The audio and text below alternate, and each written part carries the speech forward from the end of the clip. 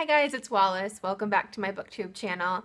The other day I put up a photo on Instagram about this new filing system that I'm doing for cataloging my books, and it's like new to me, but it's like super old school. I am definitely one of those people who has to write everything down handwritten in order for it to process correctly in my brain. So any ideas for articles or posts or whatever it is, I'm usually writing them down. I eventually do get to the place where I put it on the computer, I input into spreadsheets and Google Docs. So I do use the internet, and I do use spreadsheets and docs, and I share with other people in a tech world. So the other day, I posted a picture of this because I got a spreadsheet from Rebecca Shinsky that she uses and Amanda uses, and I'm still going to use that spreadsheet, and maybe Rebecca can or Amanda can do a Book Riot video on that and show you how that one is used, because I'm still figuring it out for myself, but they have a system that they like. But this is more for my book collection in general. Disregard the fancy staple sticker here. I had this in the closet for other things like keeping track of story ideas and post ideas and whatnot, and I never used it for that, so I decided I was going to turn it into a way of cataloging the books that I've read. But mostly I will use this to recommend books to other people. I have a really hard time remembering what I've read recently. Usually so much is going on. Usually I'm in the middle of like 8 books at a time. So, and I do that always. So it's hard to remember what I've just finished, because I may have finished one, but I'm still in the middle of the other 7 that I was reading at the same time and what have you. And I know a lot of you do the same thing. So maybe this will be helpful for you. And this way, when somebody says, what should I be reading, I can ask them what genre they're looking for, what type of book they're looking for, and I can find it easily using these tabs. Or if they just say they don't care, they just want a good book, then I'll go to one of the starred cards, and I will show you what that means too. So I'm going to try to do this rundown quickly. All you need is good old-fashioned index card box, super cheap, super easy. You just get these little easy index filers. I have an entire blank stack of them because I know that I'll be adding to this probably. Well, I know for sure I'll be adding to it because the last tab here that I have, 2014, obviously I'm going to be adding onto that. And for those of you who are worried, I do have the books that I've read in the past years listed and categorized in other ways, but this just feels easier for now, so don't fret. I know what I have read. And I don't know if you've been to the Book Riot video. They've just asked the question this week, how do you organize your books? It's very possible that I will never become somebody who organizes my books, because I feel like my books are organized. They're not at all.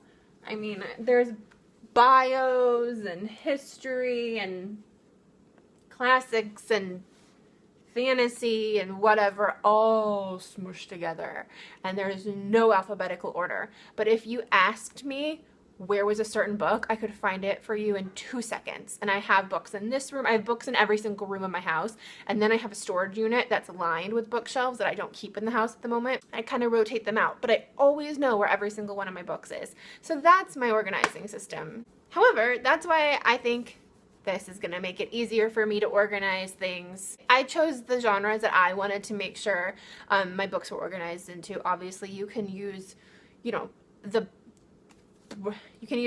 broadest, most general genres that you can find, or you can split them up into smaller subgenres, which is what I did. And I didn't even do as many as you possibly could, but these are all the subgenres that I've done.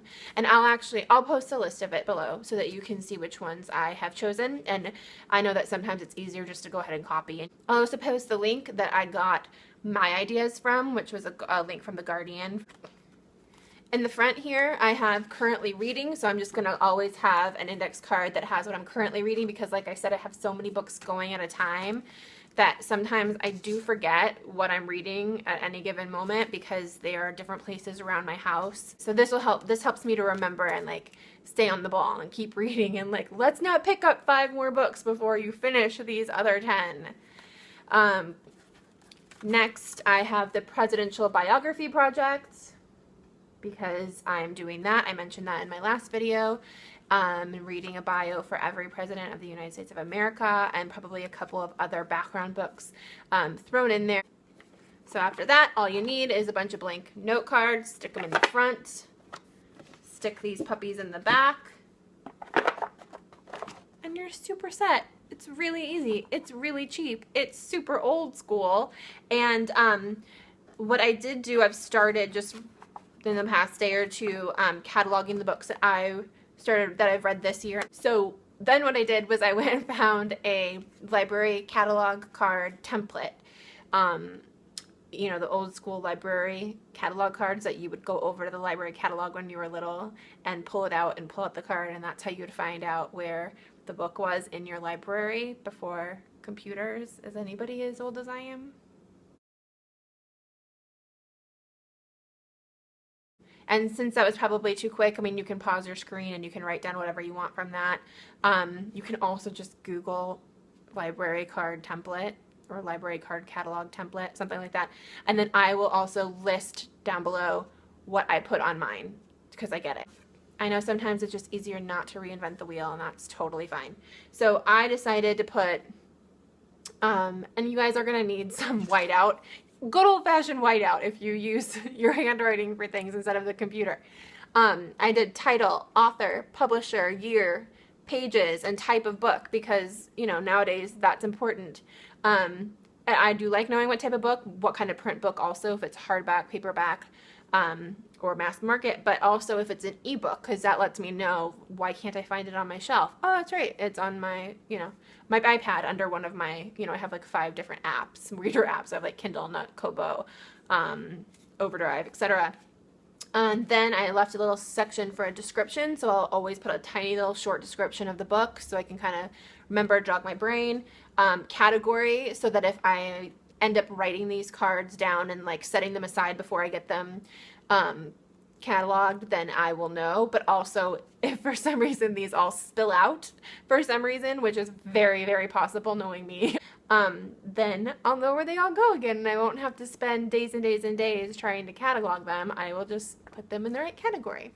And then over here, I'm just putting when it's read. So this is kind of fun because then you always remember when you read it. You know, I'm going to put the months and the date, or the year, I'm sorry, the months and the year. But if I read it multiple times, then I'm just going to go ahead and like add on up here. It doesn't have to be fancy. And then I rarely finish books that I don't like. I just don't care. I mean, I'm not one of those people who's like, I have to finish. Occasionally, I don't like a book, but, you know, I'll have been invested in it so long, or I'm almost to the end by the time I'm like, this is so dumb, that I finish it. So, or I'm reading it for something specific that I have to finish it, you know, something like for work or whatever. So I will finish it in those cases. Otherwise, if I like it, which is 99.8% of the books that I read, I'm going to put a star up here. So that also just helps me when I'm going back through to recommend to people.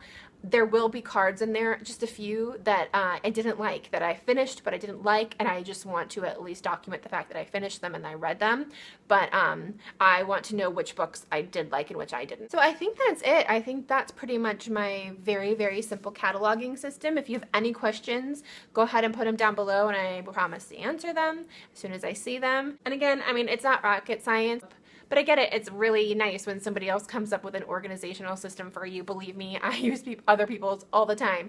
So I will put as many details as I can down below in the section so that you get as much information as you can. But if I forget something, or if there's something that I didn't mention, then go ahead and ask me and I will let you know. Okay, thanks so much for watching. I'll see you guys next time. Bye.